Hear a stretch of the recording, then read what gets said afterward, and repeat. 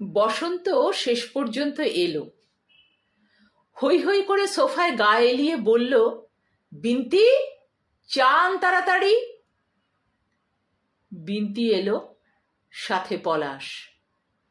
কেমন আছেন? অনেক শুনেছি আপনার কথা।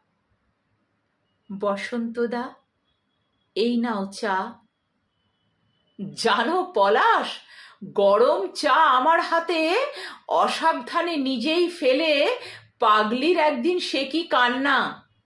হাত পুড়ল আমার, আর ওর নাকি যন্ত্রণা। দোল খেলে সেবার আমার ধুম জ্বর। না ঘুমিয়ে পেতনিটা বসেছিল সারা রাত চেয়ারে। দেরি করে অফিস থেকে ফিরলে শাকচুন্নির ঘরে আলো জ্বলতো। মোটর সাইকেলের হর্ন পেলে জানলা থেকে শাকচুন্নিটার ছায়া নড়ত। একটা খেপিকে পেয়েছো পলাশ। এই বসন্তে যার রক্তিম হয়ে ফুটে থাকার কথা, ম্রিয়মাণ সেই পলাশের পাশে দাঁড়িয়ে লজ্জায় লাল হয়ে উঠল বিন্তি।